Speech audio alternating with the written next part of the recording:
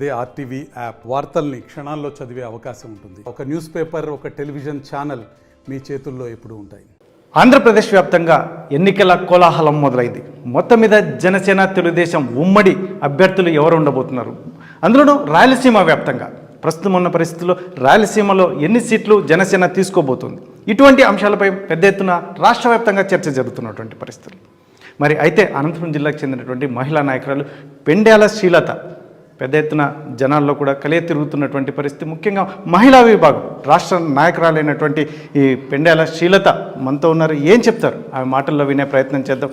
Madam నమస్తే. Madam ఏంటి మొత్తం మీద అయితే ఎన్నికల కోలాహలం మొదలైపోయింది, ఎలా ఉంది? గ్రౌండ్ లెవెల్లో తిరుగుతున్నారు మీరు, ఎలా ఉంది? ఖచ్చితంగా జనసేన టీడీపీ అధికారాన్ని ప్రజలు, సామాన్య ప్రజలు కూడా కోరుకుంటున్నారు.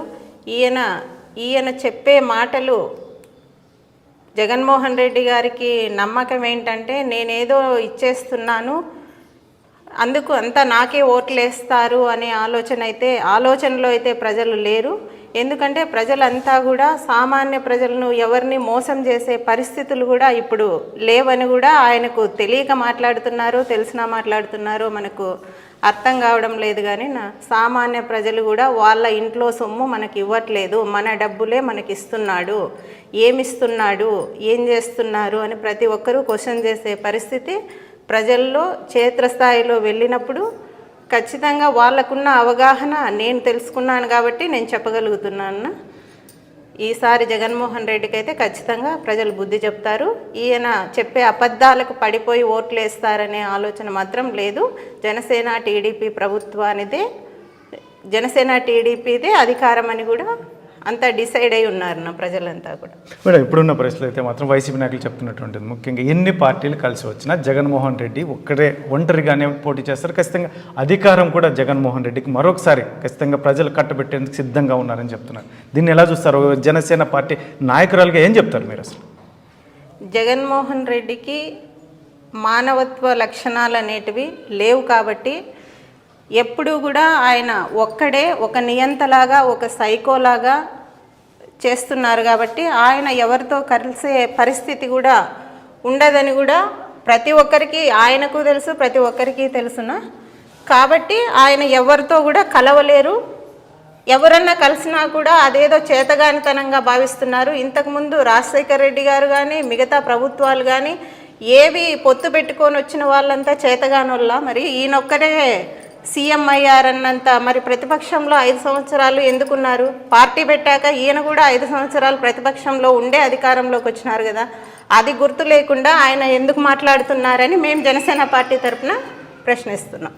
ముఖ్యంగా మేడం ఇప్పుడున్న పరిస్థితుల్లో ఎస్పెషల్లీ మీరు రాయలసీమ వ్యాప్తంగా జనసేన ఎన్ని టికెట్లు అడగబోతోంది, మీకు ఎన్ని వచ్చే అవకాశం ఉంది? ఎందుకంటే జనసేన తెలుగుదేశం పొత్తు అనేది ముఖ్యంగా విజయం సాధించాలని పెద్ద ఎత్తున మీ అధినాయకులు అటు చంద్రబాబు నాయుడు కావచ్చు, ఇటు జనసేన అధినేత కావచ్చు చెప్తున్నటువంటి నేపథ్యంలో ఎన్ని టికెట్లు అనేది, ఎన్ని సీట్లు అన్నది మనకు ముఖ్యం కాదు.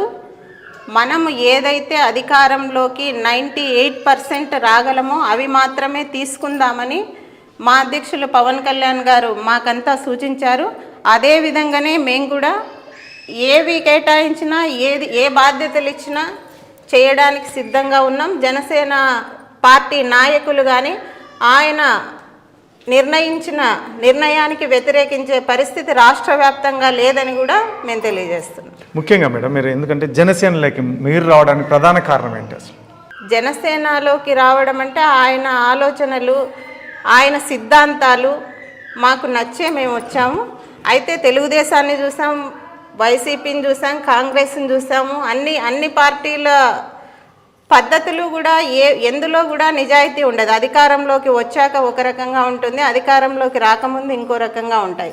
కాబట్టి ఇప్పుడు జనసేన పార్టీ టీడీపీ అన్నది తర్వాత పొత్తు కుదిరింది, కానీ జనసేన అన్నది ప్రజలకు అవసరమైన పార్టీ. ఆ సిద్ధాంతాలు ఇవన్నీ అమలు జరిగితే రాష్ట్ర అభివృద్ధి కానీ రాష్ట్రము మొదటి స్థానంలో ఉండడానికి దోహదపడుతుంది జనసేన పార్టీ ఆశయాల సిద్ధాంతాల ద్వారా అని మేము నమ్మి జనసేన పార్టీలోకి రావడం జరిగింది.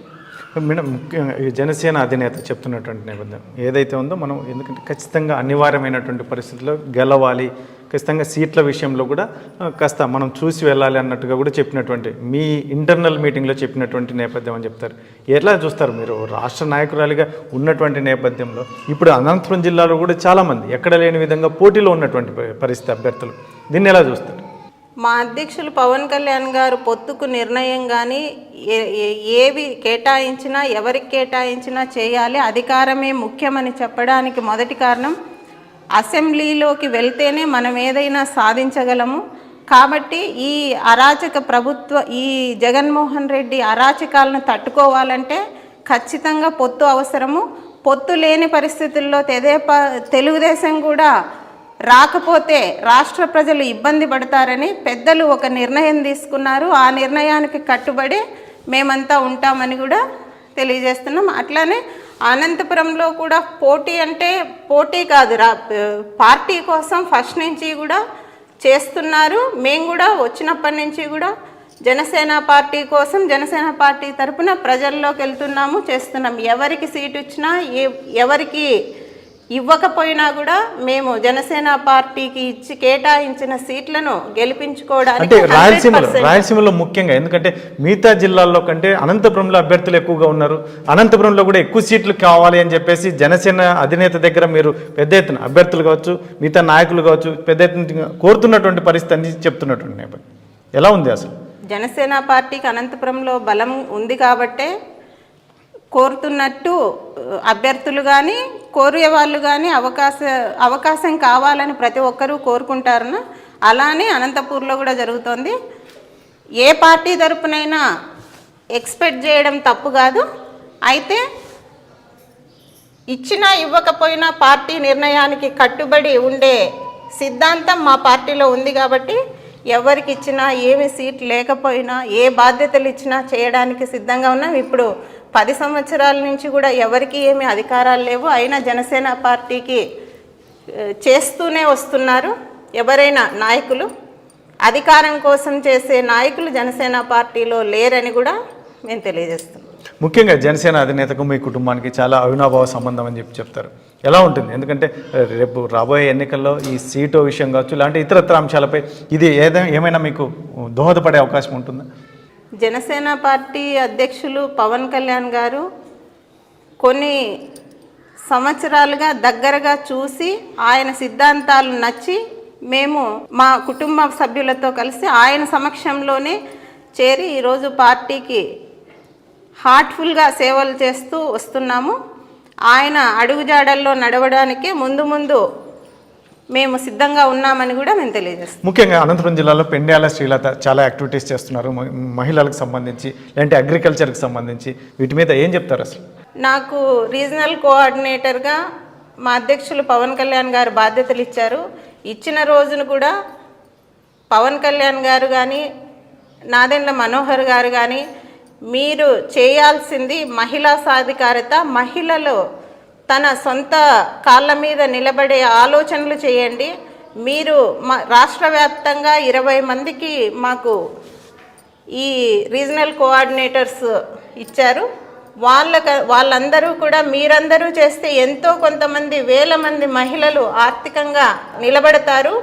మీరు చేయాల్సిన సేవలు ఇవే. అధ్యక్షులు పవన్ కళ్యాణ్ గారు కూడా ప్రజల బాగు కోసము, మనకు అధికారం ముఖ్యం కాదు, ప్రజల బాగు సంక్షేమమే ముఖ్యం కాబట్టి అది అధికారంలోకి వస్తే చేస్తామని కాకుండా ఈ రోజు నుంచే మీరు మొదలు పెట్టండి, మీకు చేతనైనంత మొదలు పెట్టండి అన్నప్పుడు ఫస్ట్ వ్యవసాయానికి 15 ఎకరాల భూమి ఇచ్చి రైతు కూలీలతో మేము అందరినీ గ్రూప్ చేసి వాళ్ళకు 15 ఎకరాలు అరటి పెట్టించడం జరిగింది. అయితే ప్రకృతి విపత్తు కారణం వల్ల అది వడగళ్ల వానలు అనంతపురం జిల్లా అంతా వచ్చి నష్టపోవడం జరిగింది. అంతకుముందే ఇక్కడ టైలరింగ్ అనేది శిక్షణ మేము ప్రారంభించాం. మహిళలను కూడా ఆర్థికంగా బలపరచాలనే ఉద్దేశంతో వృత్తి విద్యలు శిక్షణ తరగతులు ప్రారంభించడం జరిగింది. అయితే ఇక్కడ ఇప్పుడు 7వ బ్యాచ్ నడుస్తోంది. మొదటి బ్యాచ్ నుంచి కూడా ఇప్పటి వరకు ఒక 500 మహిళల దాకా వృత్తి విద్యల్లో శిక్షణ పొంది టైలరింగ్ కానీ, ఎంబ్రాయిడరీ, పెయింటింగు ఇలాంటివన్నీ వీళ్ళు శిక్షణ పొంది వాళ్ళ సొంత కాళ్ళపైన వాళ్ళు నిలబడే విధానంలో వీళ్ళు ఉంటున్నారని చాలా హ్యాపీగా ఉన్నారు. అయితే పరిపూర్ణ శిక్షణ అందించడం అనేదే ఇక్కడ జనసేన పార్టీ తరఫున మనం నిర్వహించడం జరుగుతుంది. ఊరికే నేర్పించాము, బ్యాచ్లు కంటిన్యూ చేశామని కాకుండా పరిపూర్ణంగా వాళ్ళకు ఉపయోగపడేలా వాళ్ళు సొంతంగా షాపులు నిర్వహించుకునగలిగేలాగా కూడా ఇక్కడ నేర్పిస్తున్నాము. అది ఇక్కడ ప్రత్యేకతగా కూడా చెప్పచ్చు. వచ్చే వాళ్ళు కూడా ఎంతో హ్యాపీగా ఫీల్ అవుతున్నారు. అలానే ఇప్పుడు మహిళా సాధికారత అనేది అధికారంలోకి వచ్చాక మేం చేస్తామని చెప్పుకునే ప్రభుత్వాలు ఎన్నో ఉన్నాయి. వచ్చాక అవి ఏమవుతున్నాయో మనం చూస్తున్నాము.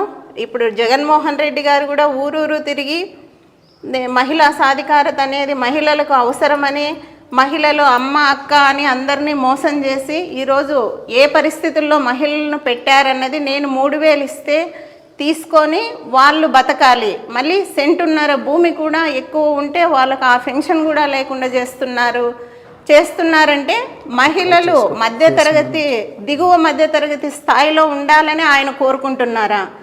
మేము ఇంటింటికి వెళ్ళినప్పుడు వాళ్ళు చెప్పేది ఒకటే, మాకు సెంటున్నర భూమి ఉంటే ఎందుకు కట్ చేస్తున్నారు, పెన్షన్ ఎందుకు కట్ చేస్తున్నారు, సెంటున్నర ఇల్లు లేకపోతే పెన్షన్ ఇస్తారు అని అంటే మేము దిగువ మధ్యతరగతిలో ఉండాలనే కదా కోరుకుంటున్నారు ఆయన. అంటే మొత్తం మీద అయితే 175 గెలవబోతున్నామని వైసీపీ నాయకులు, ముఖ్యంగా వైసీపీ అధినేత కూడా చెప్తున్నటువంటి నేపథ్యం. మరి మీ తెలుగుదేశము జనసేన ఎలా ఉంటుంది? ఈ ముఖ్యంగా అనంతపురం జిల్లాలో ఎన్ని సీట్లు గెలవబోతుంది మీరు?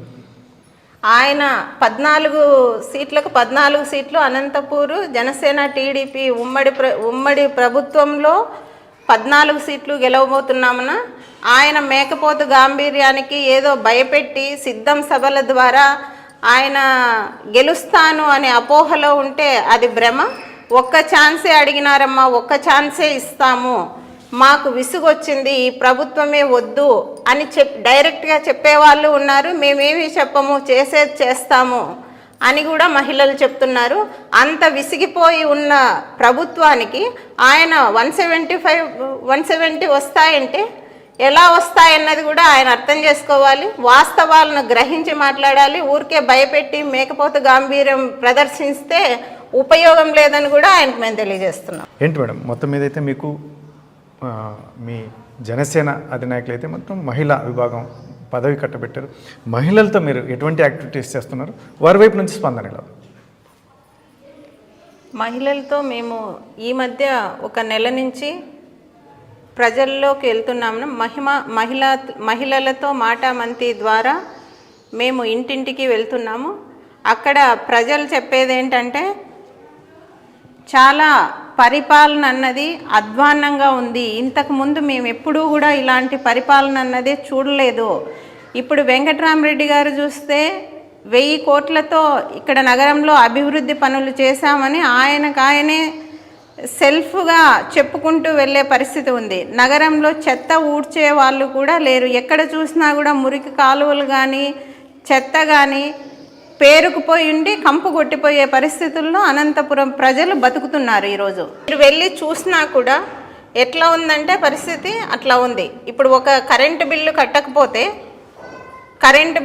కట్టకపోతే ఒక దొంగలాగా ఇంకా రేపు మర్నాడు బిల్లు వస్తుందనంగా ఒకరోజు బిల్లు వచ్చినా కూడా ఆగకుండా మైక్ పెట్టుకొని మరి కరెంటు బిల్లులు కట్టాలి అని అంటున్నారు. మేము ఇంతకుముందు మాకు వీలుగా మేము 50 రూపాయలు 100 రూపాయలు ఫైన్ కట్టుకొని 2 నెలలకు ఒకసారి బిల్లు కట్టుకున్నా మమ్మల్ని మాట్లాడిచ్చే వాళ్ళు లేరు. ఇప్పుడు మైకులు పెట్టుకొని అనౌన్స్ చేసి మీరు బిల్లు కట్టలేదు అని ఇంటి మీదకు వస్తే మాకు పరువు పోయినట్టు ఉంది అని కూడా ప్రజలు వాపోతున్నారు. ఎందుకంటే అవి కలెక్ట్ అయితేనే వాళ్ళకి శాలరీలు అన్న విధంగా ఎలక్ట్రిసిటీ డిపార్ట్మెంట్ వాళ్ళు కూడా మేము అక్కడ వసూలు చేసుకోకపోతే మాకు శాలరీలు రావు అని చెప్తున్నారు. ఇలాంటి పరిపాలన, ఇలాంటి పరిస్థితులు నగరంలో ఉన్నాయి. ఇప్పుడు పారిశుద్ధ్య లోపించింది అనంతపూర్లో.